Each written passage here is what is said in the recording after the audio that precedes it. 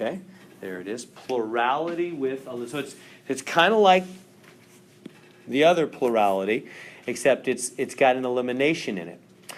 What that means, this method is going to be a round by round. Yeah, comment, question? Sorry, the one that we just did, what section was that? 1.1? We just finished section 1.1. Yeah, that was 1.1. So, yeah, in fact, that'll be the homework. We're not going to finish 1.2. We're just going to kind of get started on it. So the homework, if you want to know right now, the homework is 1.1 will be due next Tuesday. That section we just finished. So we'll get partway through 1.2. So on to method 3, plurality with elimination. This method is going to be like a round by round, eliminate, that's why it says elimination, eliminate the low guy each, it says guy, each round. Eliminate the low guy, meaning the guy or the candidate with the least number of first place votes. So what you do is round by round, you just keep eliminating. So this is what the math people thought. The math people who were trying to come up with a fair system of voting, they thought this way. They thought, okay, look, we tried the plurality thing where we just ask you what's your first choice, but that seems unfair in certain situations because maybe half the crowd hates somebody that gets elected. Second, they said, okay, let's do the point system. Let's just try to put the points on. We saw a problem with the point system. The board and count can do some weird things when a nobody drops out.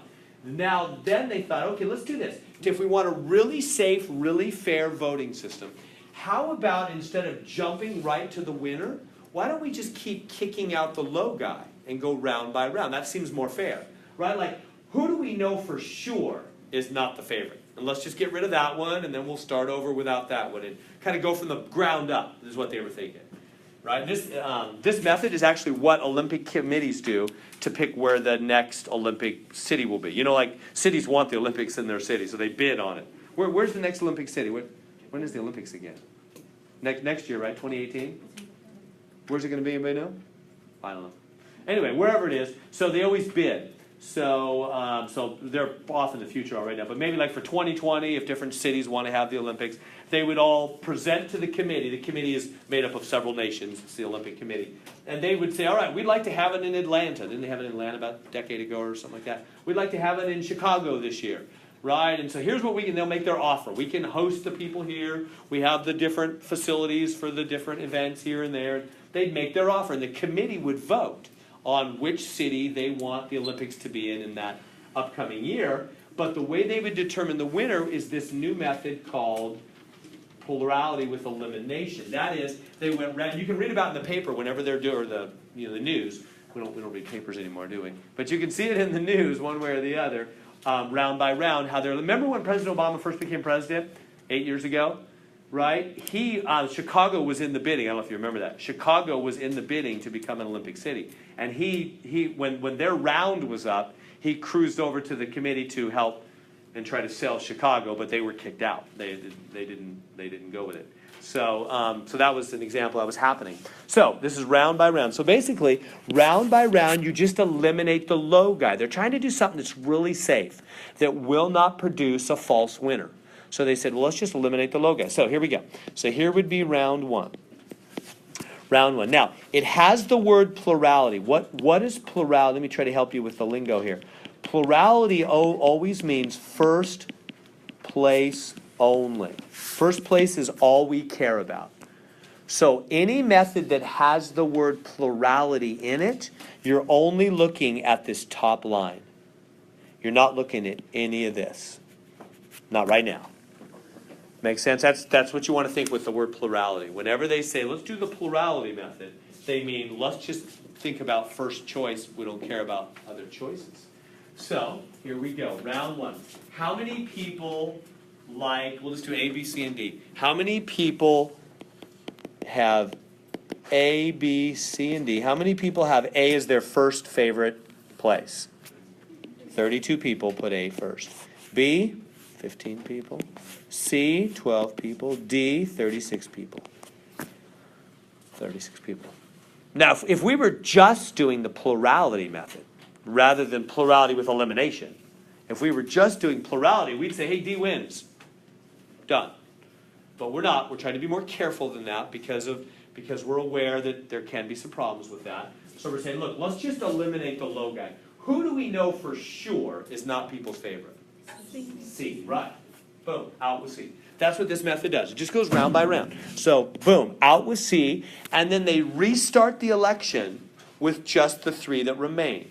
And then they'll kick out the low guy again until there's only 2, and then they'll decide it between those 2. Does that make sense? See how they're trying to be really fair? They're saying, let's do it this way. So, okay, so we're down. So I'm going to need if you got all that copied down, I'm going to need to go to a fresh screen here. I can flash back if you missed something there. So is that good? Everybody got all that? Down there, so round 1 again, right over here. Round 1, we had A, B, C, D, and A had 32, 15, 12, 36. So C's out. Okay, so what does that mean? So C is out. So that means you go back to the table now and you drop C out. We've done that a couple times before, huh? So we just drop C out. C's out. And we redo it for round 2. All right. Let's take a look at it. And C is out, so I'll just go A, B, D. So now we're in round 2. How many people, now that C is out, now that C has dropped out, how many people like A best?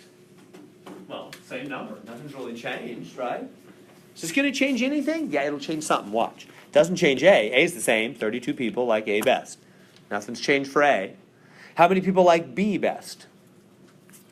15. Still just 15. Nothing's changed for B. But now look at D.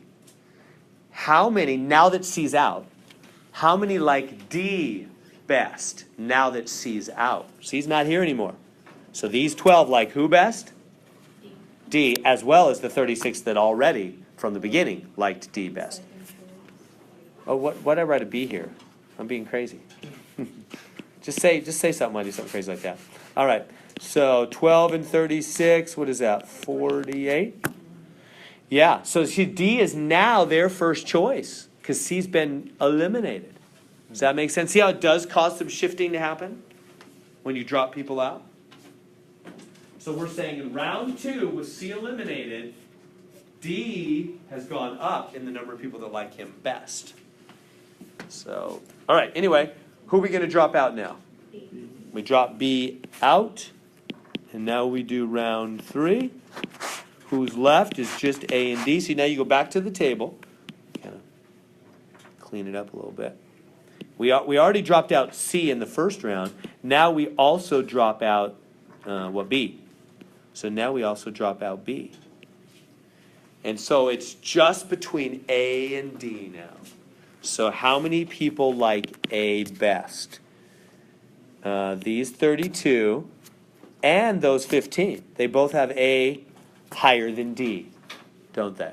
You guys okay with that? Do you see how even these 15 right here? If it's just between A and D are their least favorite, but if it's just between A and D, they would prefer A.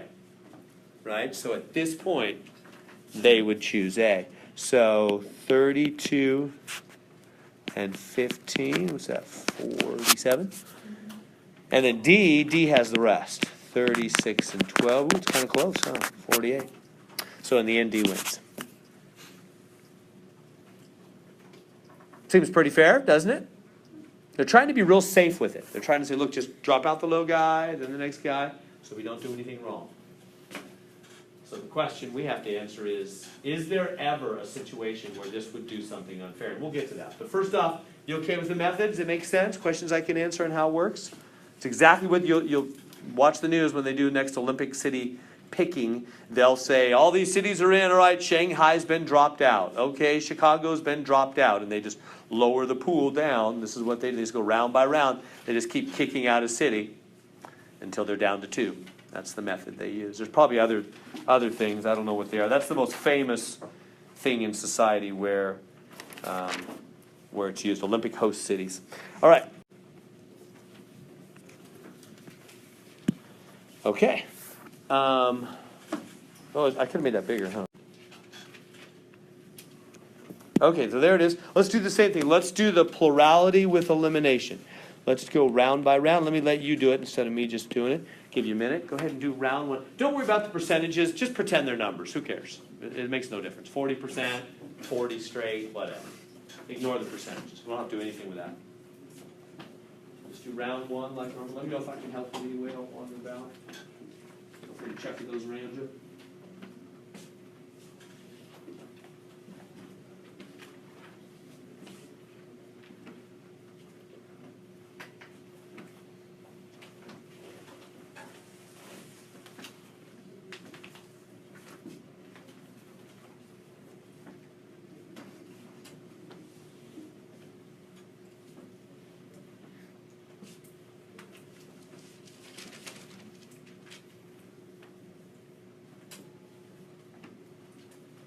I think C's going to get eliminated.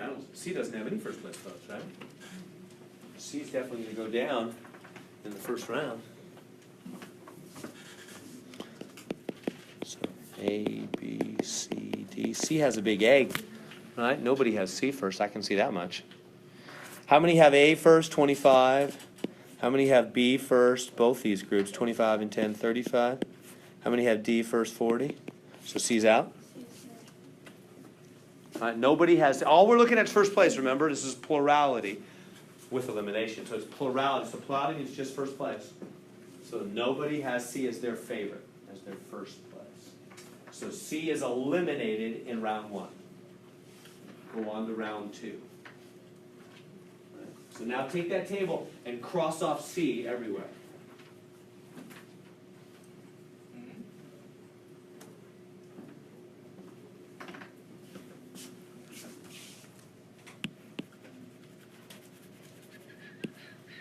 Bye-bye, C.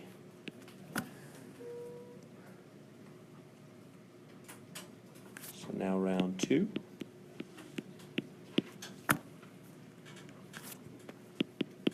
A, B, D.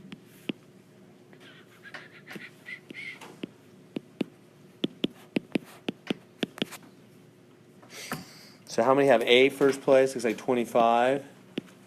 How many have B first place? Both of them again. 35. Nothing's changed really because C wasn't first place anywhere. So that's all kind of the same, right? So who's dropping out? Who's being eliminated in round two? A, bye-bye A. On to round three. So it's just down to B and D.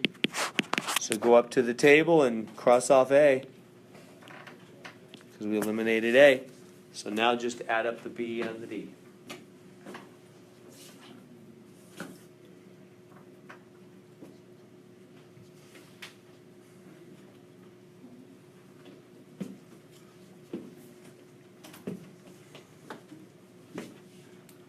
So it'd be kind of funny if they were doing this for president.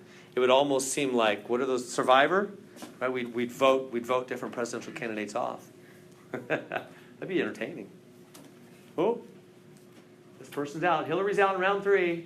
Trump is out in round 4. You know, they cast them out. Right? All right. So B got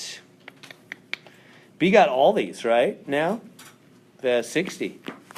Right, because all those people have B. Now that A and C are out, all those people have B as their top, don't they? Right. See how I got that? Right. So that's 25, 25, and 10. It'd be 60. D would be 40. So the winner is B. B wins in the end. It's funny. It looked like D was going to win from the beginning, huh? Is that fair? I think this particular case, I'm not saying this method's always fair, but I think the fact that B did win over D, that part is fair, because even though D had more first place here, we can see when push comes to shove, and it's just B and D, the people do like B better than D, don't they? So it seems like it would be unfair to have given D the win, when, you know, if you ask, we basically asked the people, look, if it's just B and D, those other guys are out. If it's just B and D, who do you like better? They do like B better, don't they? So, seems kind of fair. Like that? Questions on that? You able to do that okay? That good? Round by round? All right. And I'm going to show you the fourth method. And I'll just do it for you once, and we'll be out of time, and we won't have time to. It's real long and tedious. So we have one more method. We've done 3 methods so far, right? We've done the plurality, just like how we pick president, just what's your first choice. Secondly, we've done the point system, board account. Third, we did the round by round, plurality with elimination. Now, there is something unfair about that. I'll show you on Tuesday. There's something really unfair that method can do as well, unfortunately. So they went on, they kept looking. Here was the fourth method. This is the last one we're going to look at. This is the fourth one. Another way of trying to be really fair in determining the winner is they thought this way. They thought, hey, let's just make it a big round-robin tournament. One-on-one for everybody.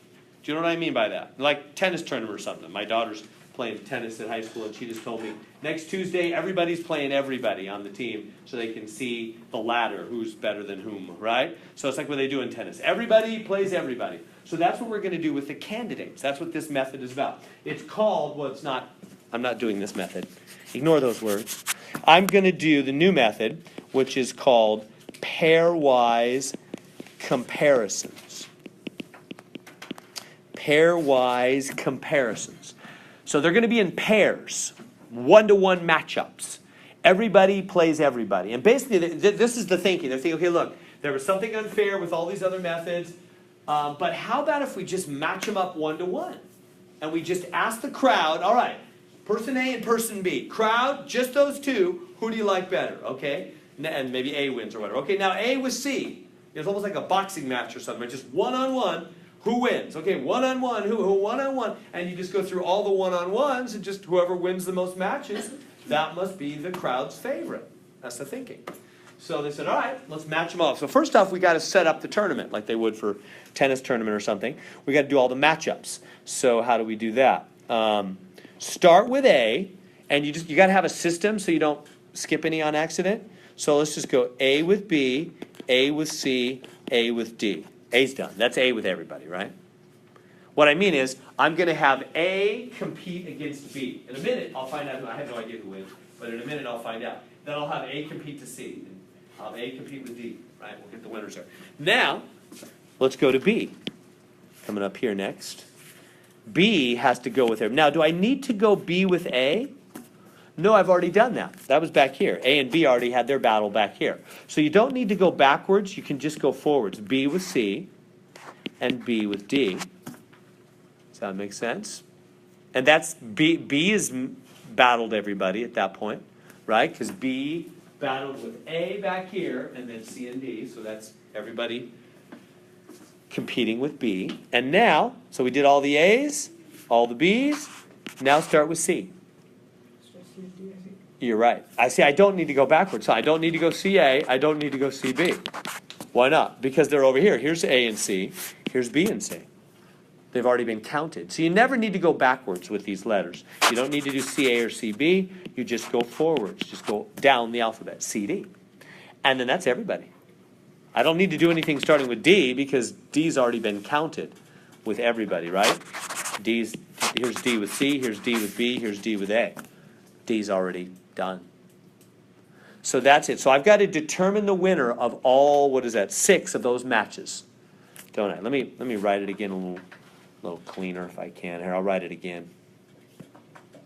So one more time. I've got to go, I got to go A with B, A with C, A with D, and then B with C, B with D, and then C with D, right?